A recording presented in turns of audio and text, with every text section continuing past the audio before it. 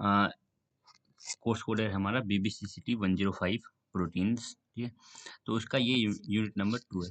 Unit number 1 हमने complete कर लिया था। ओके, देखो हेडिंग है यहाँ पे हमारे पास extraction of proteins, unit number 2 का। सबसे पहले इसका इंट्रोडक्शन देख लो, भूल जा रहे हैं। In the previous unit, we have discussed about the structure, function and biological importance of protein as hormone. Protein को हमने हार्मोन के रूप में देखा कि प्रोटीन हार्मोन हो सकते हैं, प्रोटीन एंटीबॉडीज हो सकते हैं, ठीक है ना। And other diverse important physiological functions जो प्रोटीन प्ले करता है, ठीक है ना। To use this protein as therapeutic agents as well as to study and analyze the nature of these protein, we need to extract protein from their subcellular location। हमें इनको cell से क्या करना पड़ेगा, एक्सट्रैक्ट करना पड़ेगा, अगर जानना है कि ये कैसे काम कर रहा है, क्या है, ठीक है ना। अगर प्रोटीन का फुल एनालिसिस करना है, ठीक है, तो फर्स्ट स्टेप की उसको एक्सट्रैक्ट करना चाहिए, एक्सट्रैक्ट करना आना चाहिए, ठीक है ना। उसको हम सेल से निकालेंगे। सेल में जहाँ पे भी है सब सेलुलर स्ट्रक्चर, सेल में अगर किसी सब सेलुलर ऑर्गेनल में है, ठीक है ना, तो उसके अंदर से भी हम इसको एक्सट्रैक्ट करेंगे, हम उसको निकालेंगे बाहर, ठीक है। देन हम उसकी एनालिसिस करेंगे। These subcellular locations could be biological membranes, ये membranes में पाई जा सकती है, vital subcellular organelles में पाई जा सकती है, लाइक माइटोकॉन्ड्रिया में देखने को मिलेगा, गोल्गी कॉम्प्लेक्स में देखने को मिलेगा, एंडोप्लाज्मिक रेटिकुलम, ठीक है। तो बस हम क्या कर रहे हैं, पहला स्टेप है हमारा प्रोटीन को एक्सट्रैक्ट करो, प्रोटीन को आइसोलेट करो, ठीक है ना, जहाँ से भी आप निकाल लो उसको। Moreover, life exists in different forms like eukaryotic and prokaryotic, हम जानते हैं ये चीज। Irrespective of eukaryotic and prokaryotic, these cells are made up of different type of protecting layers like membranes और cell wall। ये चीज के बारे में हमने पहले भी बात कर रखी है, ठीक है ना। प्रोकैरियोटिक के जो मेम्ब्रेन्स है और यूकैरियोटिक के जो मेम्ब्रेन्स है उनकी हमने बात कर रखे हैं, कहाँ सेल वॉल है, कहाँ सेल वॉल नहीं है, ठीक है, ये हमें पता है। To maintain their structural integrity, in order to extract the proteins present inside these cells, we need to treat cells with some chemical agent। कुछ chemical agent से सेल को ट्रीट कराएंगे और हम उसको प्रोटीन को निकालेंगे, ठीक है ना।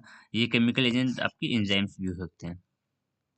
और apply a certain external force that induces changes, later breaks the entire cell membrane or create minute pore on the cell wall, so that the cytosol present inside the cell will come out along with the proteins and other biomolecule। Simple सा काम किया जा रहा है, हम बोल रहे हैं कि किसी भी केमिकल एजेंट से, बेसिकली हमारे पास एक सेल है उसमें से हमें प्रोटीन को निकालना है, ठीक है ना। किसी भी केमिकल एजेंट, कुछ जरूरी नहीं है किसी भी केमिकल एजेंट, कुछ स्पेसिफिक केमिकल एजेंट है हमारे पास, ठीक है ना, और एंजाइम्स बोल सकते हो इनको, जिसका अप्लाई करके ये तो हम कुछ एक्सटर्नल फोर्स से कुछ अलग हम टेक्नोलॉजी यूज कर लेंगे, ठीक है ना। तो इसको यूज करके हम क्या करेंगे, कुछ चेंज क्रिएट करेंगे, ठीक है ना, कुछ चेंज इंड्यूस करेंगे, कहाँ पे, हमारे सेल मेम्ब्रेन में, ठीक है ना, हमारे ओवरऑल बोले तो पूरे सेल में, जिसके कारण क्या होगा, इस चेंज क्या ये चेंज क्या इंड्यूस कर रहा है, ये सेल मेम्ब्रेन को क्या करेगा, ये सेल मेम्ब्रेन को ब्रेक करेगा, ठीक है ना। जो चेंज हम इंड्यूस कर रहे हैं, हम इस एंजाइम को अप्लाई करके, वो सेल मेम्ब्रेन को ब्रेक कर रहा है, ठीक है ना। सेल मेम्ब्रेन को ब्रेक कर सकता है, या तो जो आपका सेल वॉल है उसमें छोटे छोटे पोर क्रिएट कर सकता है, ठीक है ना। उन्हीं अगर सेल मेम्ब्रेन ब्रेक हो जाएगा, ठीक है ना, तो अंदर जो साइटोसोल है वो बाहर आ जाएगा। ये जो सेल वॉल में हमने पोर क्रिएट किया है, तो साइटोसोल ऑब्वियस सी बात है उस पोर से बाहर आ सकता है, ठीक है।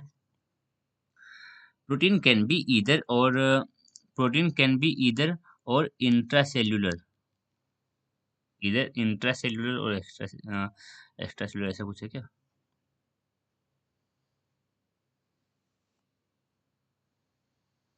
प्रोटीन कैन बी इधर यहाँ पे और इधर intracellular and can be extracted from different locations like membrane, cytoplasm and nuclear, ठीक है।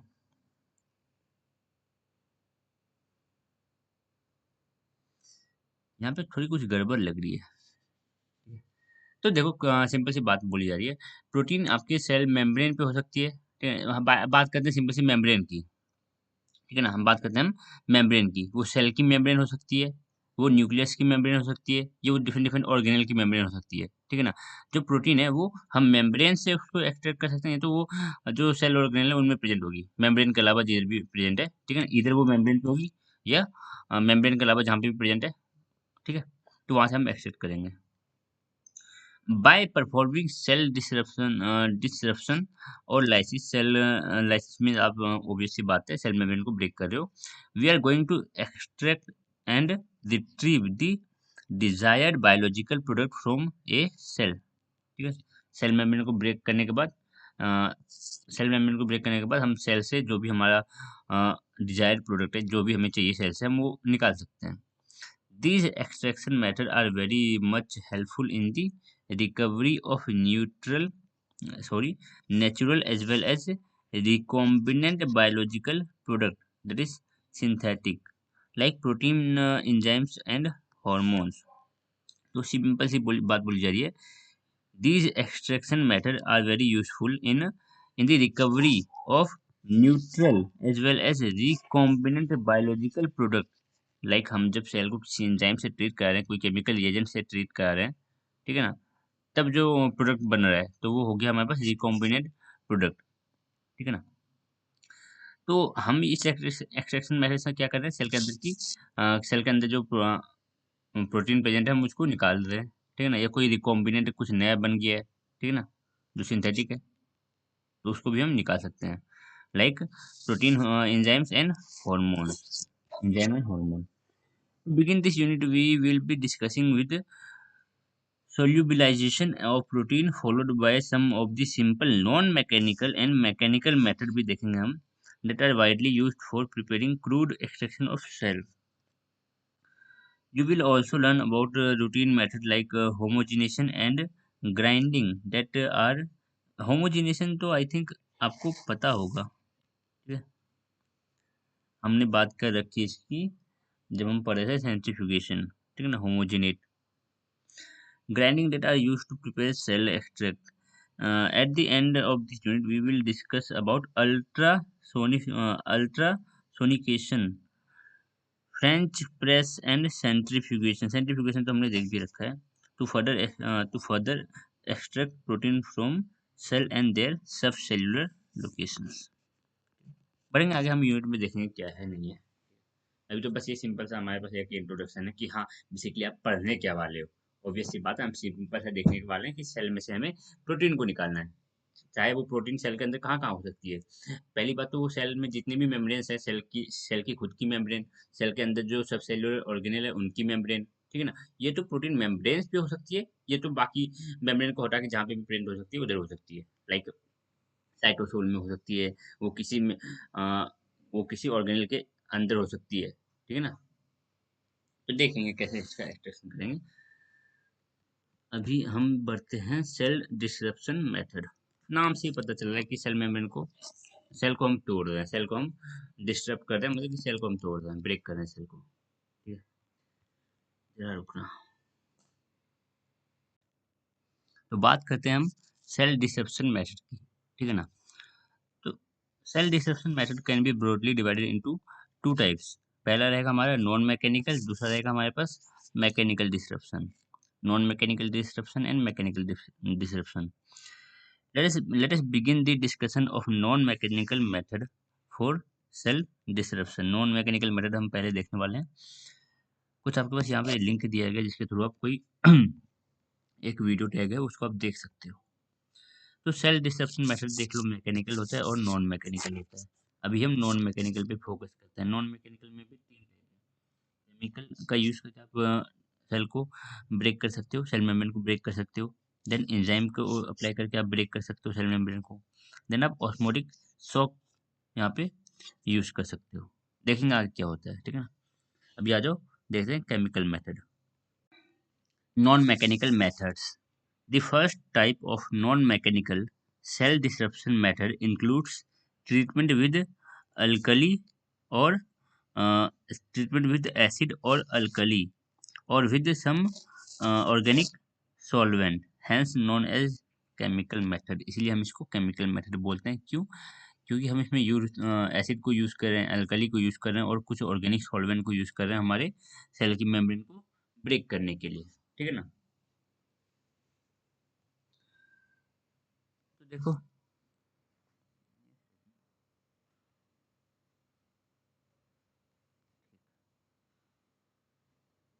treating with alkali. In case of tissue, और cell, in this case tissue और सेल को आप क्या करोगे, इसको सस्पेंड करोगे अल्कलाइन सॉल्यूशन में, जिसका पीएच होगा 10 से लेके 12 के बीच में। This alkaline solution digest the cell membrane को ये खा जाएगा, ठीक है, डाइजेस्ट कर जाएगा, और ऑब्वियस सी बात है जो उसके अंदर होगा साइटोसोल वो फ्लो होके बाहर निकल आएगा, come out out of the cell, ठीक है ना। In some other condition organic solvent को भी आप यूज कर सकते हो, ठीक है ना, अल्कलाइन सॉल्यूशन यूज करो आप, ठीक है ना, आप ऑर्गेनिक सॉल्वेंट यूज कर लो, ठीक है। लाइक अल्कोहल यूज कर सकते हो, डाई मिथाइल सल्फोक्साइड यूज कर सकते हो आप, मिथाइल इथाइल कीटोन यूज कर सकते हो आप, टोल्यूइन यूज कर सकते हो, कुड एडेड, इन सबको यूज करके आप सेल मेम्ब्रेन को ब्रेक कर सकते हो। This solvent act upon the external cell membrane, ये बाहर की जो सेल मेम्ब्रेन है उस पर काम करेगा, उसको डिसॉल्व कर देगा, ठीक है ना, और जो साइटोसोल है वो क्या होगा, वो सेल से बाहर निकल आएगा। Cytosol and other cellular ingredient came out of this cell. Simple है, बिल्कुल सिंपल सा प्रोसेस है। ट्रीटमेंट से पहले देखो, ट्रीटमेंट के बाद देखो, सेल की मेम्ब्रेन जो है वो डाइजेस्ट हो गई है, डाइजेस्ट हो रही है, अभी पूरा डाइजेस्ट हो जाएगी, ठीक है ना।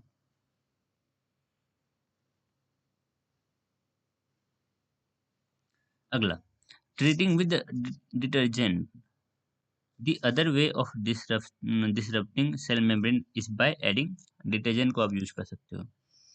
Detergent are a class of molecule whose unique property enables manipulation, इसकी डिटर्जेंट की यूनिक प्रॉपर्टी है कि ये हाइड्रोफोबिक हाइड्रोफिलिक इंटरेक्शन को क्रिएट भी कर सकता है, ठीक है ना, और इसको ब्रेक भी कर सकता है। हाइड्रोफोबिक हाइड्रोफिलिक इंटरेक्शन को ये डिसरप्ट करता है और इसको फॉर्म भी करता है, इसका ये यूनिक प्रॉपर्टी है। Among molecule in biological samples. In biological research, detergent are used to lyse cell की मेम्ब्रेन को तोड़ने के लिए, और जो प्रोटीन है वो बाहर निकल आएंगी। सोल्यूबलाइजेस मेम्ब्रेन प्रोटीन एंड लिपिड, जो लिपिड मॉलिक्यूल है सरफेस की मेम्ब्रेन, सेल मेम्ब्रेन की बात कर रहा हूँ, सेल मेम्ब्रेन पे जो लिपिड है और सेल मेम्ब्रेन पे जो प्रोटीन है, तो वो प्रोटीन को सोल्यूबलाइज कर देता है, वो मतलब हुआ कि जो प्रोटीन है सेल मेम्ब्रेन पे ये उसको क्या करता है, ये इसको कवर करता है, चारों तरफ से घेर लेता है, ठीक है ना। जो प्रोटीन है ये इसको चारों तरफ से कवर करता है, मान लीजिए ये प्रोटीन को चारों तरफ से कवर करेगा और उसको सोल्यूबल कर देगा हमारे डिटर्जेंट का सोल्यूशन है उसमें ये प्रोटीन सोल्यूबल हो जाएगा। जस्ट हमारे लिपिड के लिए भी सेम होगा, लिपिड को भी ये सोल्यूबल बना देता है, तो ये प्रोटीन और लिपिड को सोल्यूबल कर देता है, ठीक है ना। And control protein crystallization, protein crystallization एक मेथड है जिसमें हम प्रोटीन के स्ट्रक्चर को समझते हैं, प्रोटीन के स्ट्रक्चर की स्टडी करते हैं, ठीक है ना। तो प्रोटीन क्रिस्टलाइजेशन में भी जो कंडीशन होती है, ठीक है, कुछ कंडीशन है जो protein crystallization is a method, ठीक है, इट इज ए टेक्निक, ठीक है। तो इस मेथड में, इस टेक्निक में जो कंडीशन चाहिए होती है तो उसको मेंटेन करके रखता है, ठीक है ना, उस चीज़ के लिए ज़रूरी है डिटर्जेंट को यूज़ करना, ठीक है। तो ये कंट्रोल करता है प्रोटीन क्रिस्टलाइजेशन को। prevent non-specific binding in affinity prevent non-specific binding in affinity purification and immunoassay, ठीक है, प्रोसीजर्स। तो इधर देखो मैं कुछ लिखा हुआ है इसके बारे में कैसे,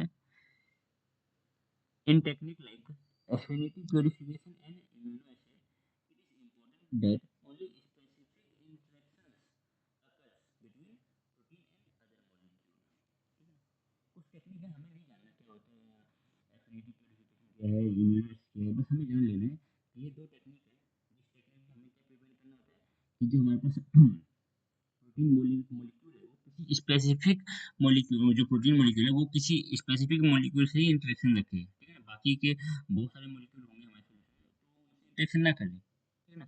तो detergent can block non specific interaction which could otherwise lead to incorrect or misleading result, इन दोनों प्रोसेस के जो रिजल्ट आएंगे वो गलत आ सकते हैं अगर जो प्रोटीन मॉलिक्यूल है वो बाकी मॉलिक्यूल से इंटरेक्शन करने लग जाए। स्पेसिफिक मॉलिक्यूल से अगर इंटरेक्शन हो जाए प्रोटीन का, तो ये जो दो टेक्निक है, इनमें जो रिजल्ट आएंगी, इन दो टेक्निक से जो हम पता करना चाह रहे हैं, तो वो गलत आएगा। ठीक है, तो सिंपल सी बात याद रखनी है कि एफिनिटी प्योरिफिकेशन में और इम्यूनो एसिड, ठीक है ना, ये दो टेक्निक हमारे पास, दो प्रोसीजर है, जिसमें हमारे पास जो डिटर्जेंट है वो क्या करता है, प्रोटीन को प्रोटीन को ये बचाता है, ठीक है ना, प्रोटीन को ये नॉन स्पेसिफिक इंटरेक्शन फॉर्म करने से रोकता है। ठीक है, and are used as additives in electrophoresis, हाँ बस सिंपल सी बात रख लेनी कि इस इलेक्ट्रोफोरेसिस में भी इसको यूज किया जाता है। इलेक्ट्रोफोरेसिस हमें नॉर्मल सी बातें पता है इसके बारे में, कि न्यूक्लिक एसिड और प्रोटीन को अलग अलग करने के लिए इलेक्ट्रोफोरेसिस कुछ होता है। ठीक है ना, बिल्कुल डिटेल में नहीं जाएंगे हम इसके, बस इतनी सी बात याद रख लेनी है कि इलेक्ट्रोफोरेसिस पे ये हम यूज करते हैं डिटर्जेंट को। ट्राइटन 100 हमारे पास एक दे रखा है डिटर्जेंट, ठीक है, ट्राइटन 100 सोडियम डोकी डोकेसाइल सल्फेट, ठीक है, और एक है इथाइल डाइमिथाइल अमोनियम ब्रोमाइड। ये तीन आपके पास क्या दे रखे हैं, commonly used detergent to achieve cell disruption by detergent. आप इन तीन डिटर्जेंट को यूज कर सकते हो, कोई भी एक याद रख लो, ट्राइटन 100 SDS सोडियम डोकीसाइल, ठीक है ना, और sulphate, ethyl dimethyl ammonium bromide. ठीक है, ट्राइटन 100 जो है ये एक नॉन आयनिक डिटर्जेंट है, ठीक है ना, that can solubilise membrane protein, ये मेम्ब्रेन प्रोटीन को, मेम्ब्रेन की जो प्रोटीन है उसको सोल्यूबल कर सकता है। वेरएस जो सोडियम डोकिसाइल है, सोडियम डोकिसाइल सल्फेट है, ये एनायनिक है, एनायनिक, बाकी दूसरा होगा कटायनिक। कहाँ गया, ये क्या कहता है, ये denatures protein by disrupting non covalent protein bond, making the protein lose their native conformation and shape. Obvious सी बात है, प्रोटीन का जो नेटिव कॉन्फॉर्मेशन होता है उसमें हाइड्रोजन बॉन्डेड, कोवेलेंट बॉन्ड के अलावा भी बहुत सारे बॉन्ड होते हैं, बहुत सारे नॉन कोवेलेंट बॉन्ड भी होते हैं, जो उसके नेटिव स्टेट, जो उसका हम बोल सकते हैं three D state, tertiary state को बनाता है। याद है ना इतनी सी चीजें, ठीक है, कि नॉन कोवेलेंट के अलावा भी जो इंटरेक्शन होते हैं उधर, ठीक है ना, तो नॉन कोवेलेंट इंटरेक्शन को ये ब्रेक कर देता है, तो प्रोटीन अपना नेटिव स्टेट लूज कर देता है। Hence this detergent is used in electrophoresis to perform SDS page electrophoresis to disrupt the protein protein interactions and separate protein into individual subunit। Protein protein दो protein सब unit आपस में interaction करके रखी हुई है, तो कौन सा इंटरेक्शन है, वो नॉन कोवेलेंट इंटरेक्शन है, दो प्रोटीन मॉलिक्यूल के बीच का इंटरेक्शन, ठीक है ना, दो प्रोटीन मॉलिक्यूल के बीच का इंटरेक्शन नॉन कोवेलेंट इंटरेक्शन है, ठीक है ना, तो इसी को ब्रेक कर रहा है, इसी को हम ब्रेक कर रहे हैं बाय यूजिंग सोडियम डोकी डोकीसाइल सल्फेट। इथाइल, अब लास्ट है हमारे पास इथाइल डाइमिथाइल अमोनियम ब्रोमाइड, ये जो है ये है हमारे पास कैटायनिक डिटर्जेंट, ठीक है ना, एक था नॉन कोवेलेंट, एक था, सॉरी, एक था नॉन आयनिक, एक था एनायनिक, और एक था कैटायनिक। नॉन आयनिक, अनायनिक और कैटायनिक, अनायन और कैटायन समझते हो ना, ठीक है, तो इथाइल डाइमिथाइल अमोनियम ब्रोमाइड जो है ये कटायनिक डिटर्जेंट है, ये एक्ट करता है सेल मेम्ब्रेन पे, स्पेसिफिकली ऑन लाइपोपॉलीसेकेराइड और लाइपोपॉलीसेकेराइड और फोस्फोलिपिड के ऊपर, and creates minute pore which further lead to development of differences in the osmotic pressure and allows the cell disrupt. Simple सी बातें हैं, ये छोटे से पोर क्रिएट करता है सेल मेम्ब्रेन पे, जिसकी वजह से जो क्या है, प्रेशर में, ऑस्मोटिक प्रेशर में डिफरेंस आती है, ठीक है ना, सेल के बाहर और सेल के अंदर डिफरेंस आ जाती है ऑस्मोटिक प्रेशर में, और जिसकी जिसके कारण सेल पूरा डिसरप्ट हो जाता है, टूट जाता है, ठीक है, तो इथाइल डाइमिथाइल अमोनियम ब्रोमाइड ये एक कैटायनिक डिटर्जेंट है, ठीक है ना, ये सेल में ऑब्वियस सी बात है, सभी सेल मेम्ब्रेन पे ही एक्ट करती हैं, ठीक है ना, सेल मेम्ब्रेन पे, उसमें भी सेल मेम्ब्रेन पे स्पेसिफिकली ये लाइपोपॉलीसेकेराइड और फॉस्फोलिपिड पे है, जो सेल के मेम्ब्रेन पे प्रेजेंट लाइपोपॉलीसेकेराइड हो सकते हैं, लाइपोपॉलीसेकेराइड समझ रहे हो ना, ठीक है ना, लाइपोपॉलीसेकेराइड लिपिड और कोई कार्बोहाइड्रेट, और फॉस्फोलिपिड, लिपिड से फॉस्फेट ग्रुप जुड़ा हुआ, तो लाइपोपॉलीसेकेराइड और फॉस्फेट भी ये एक्ट करता है, और क्या करता है, कुछ पोर क्रिएट कर देता है सेल मेम्ब्रेन पे, स्पोर के ये जो पोर क्रिएट हुआ इसकी वजह से क्या होता है, ऑस्मोटिक प्रेशर में डिफरेंस आ जाती है, ठीक है ना, जिसके कारण सेल पूरा ब्रेक हो जाता है।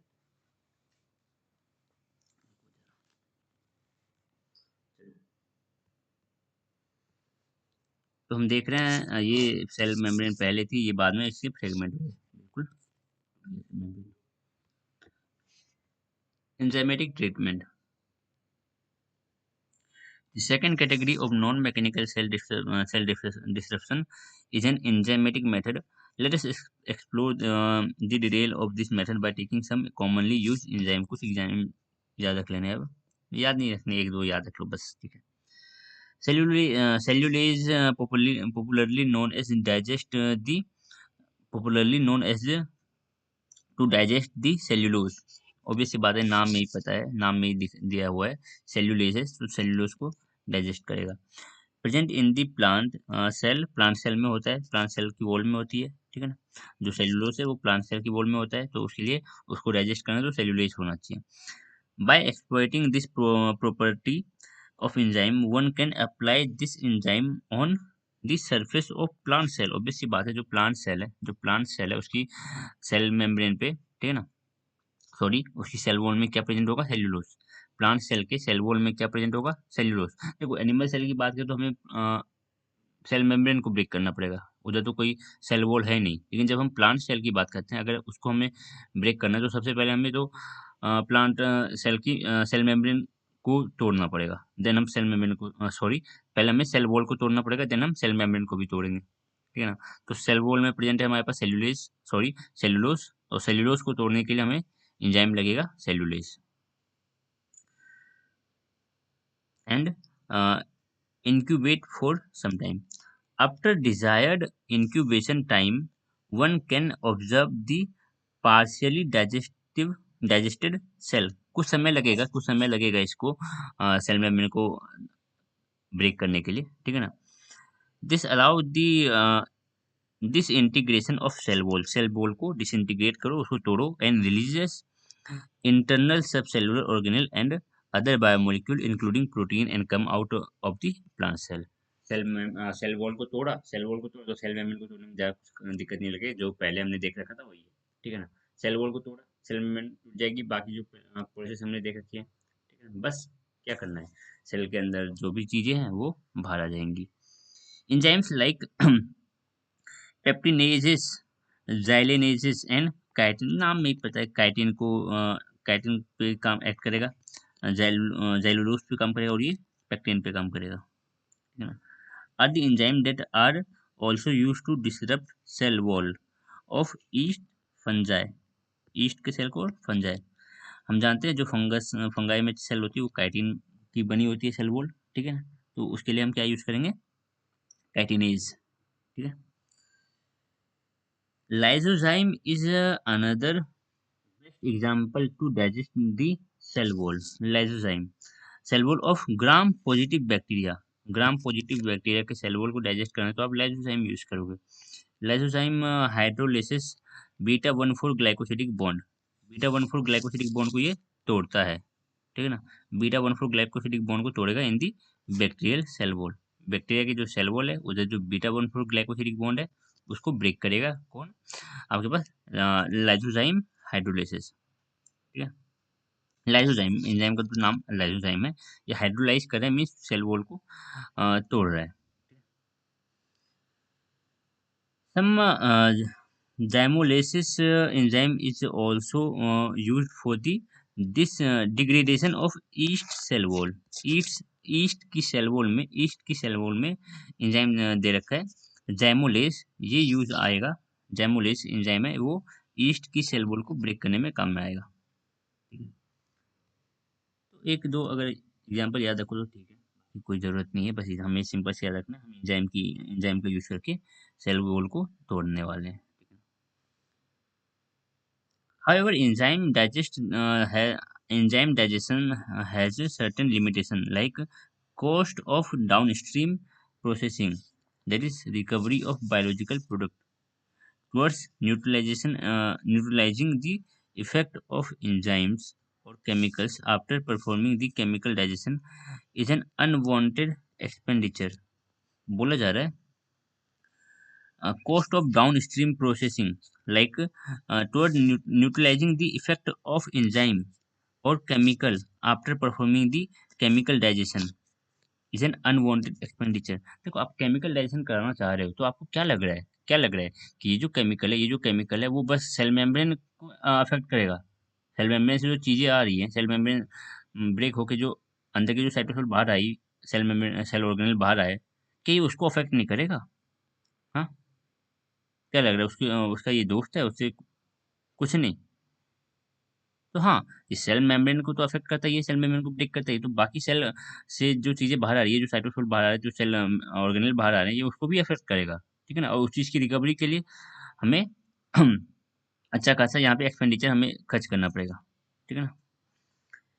In addition to this, being enzymes biocatalyst, they may act on other product or molecules. यही बात हम कर रहे हैं, as well as other molecule of cell, which in turn may break those cells and molecules, leading to the decrease in the overall product quantity. जो हमें चाहिए थी कि सेल से हमें कुछ प्रोटीन बाहर निकालना है, हमें वो प्रोटीन चाहिए, लेकिन ये इसको उसको ही डिस्ट्रॉय कर सकता है, तो हमें जो प्रोडक्ट चाहिए वो उसको कम कर दे रहा है। ठीक है ना? तो प्रोडक्ट की क्वांटिटी हमारे पास कम हो रही है, and which will in turn affect the quantity of the final desired product. जो प्रोडक्ट हमें चाहिए उस प्रोडक्ट को भी ये क्या कर दे रहा है, अफेक्ट कर दे रहा है। तो हाँ, यही तक लास्ट है हमारे पास osmotic shock. This third method of non mechanical cell disruption, this method is based on the principle of osmosis के ऊपर बेस है। It is the diffusion of water across the semi permeable membrane. ठीक है ना? High concentration से low concentration water का movement through semi permeable membrane पढ़ते आ रहे हैं क्लास 9 से ही। ठीक है? Where water flows down a concentration gradient towards an area that has a higher solute concentration. ऐसे जगह पे मूव कर रहा है वाटर जहाँ पे सोल्यूट का कंसंट्रेशन ज्यादा है। ठीक है ना? To disrupt this cell to disrupt the cell, for example if a cell is placed in a hypertonic, वैसे तो ये क्लास 11th में भी शायद से कोई चैप्टर है क्लास 11th में भी आइसोटोनिक हाइपोटोनिक हाइपरटोनिक बताया जाता है। ठीक है ना? ठीक है। For example if a cell is placed in hypertonic solution water will leave this cell, cell से वाटर बाहर आ जाएगा। क्यों? क्योंकि सेल का जो कंसंट्रेशन है, सेल में जो कंसंट्रेशन है आयन, सेल में जो कंसंट्रेशन है सोल्यूट का वो ज्यादा होता है। ठीक है ना? In case of hypertonic, in case of hypertonic water will leave the cell, sorry, hypertonic solution में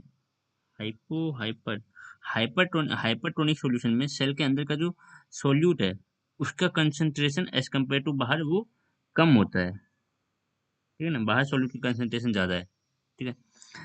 तो क्या होगा, water will leave the cell, cell से बाहर आएगा, and the cell will shrink, cell shrink हो जाएंगी।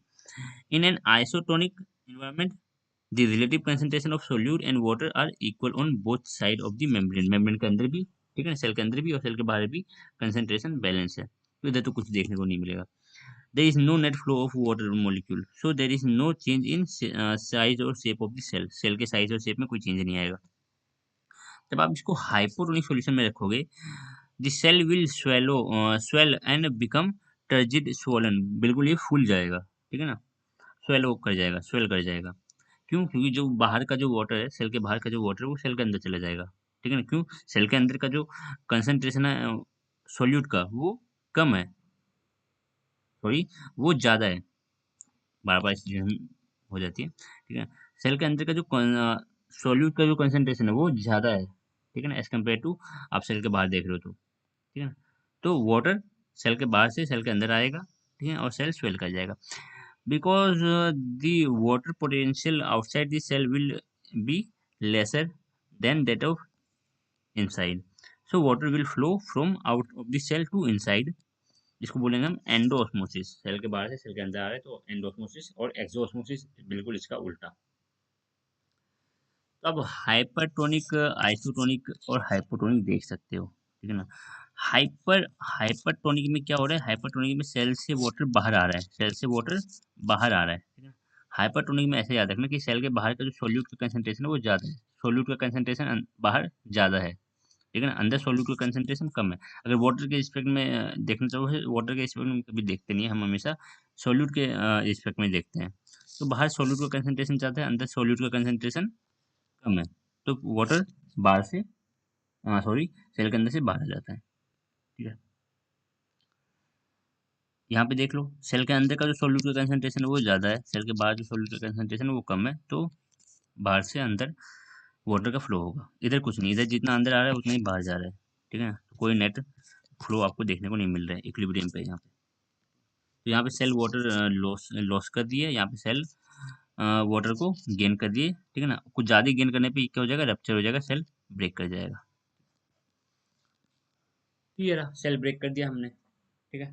तो सिंपल सी बात है, अगर आपको सेल का कंसंट्रेशन पता है, अगर आप बाहर एक हाई कंसंट्रेशन सॉल्यूशन रखते हो जिसमें सोल्यूट का कंसंट्रेशन सॉरी बाहर एक ऐसा सॉल्यूशन रखते हो जिसमें सोल्यूट का कंसंट्रेशन बहुत ज़्यादा, बहुत ही क्या है, बहुत कम है, ठीक है ना। बाहर सोल्यूट का कंसंट्रेशन कम है एज कम्पेयर टू हमारा सेल।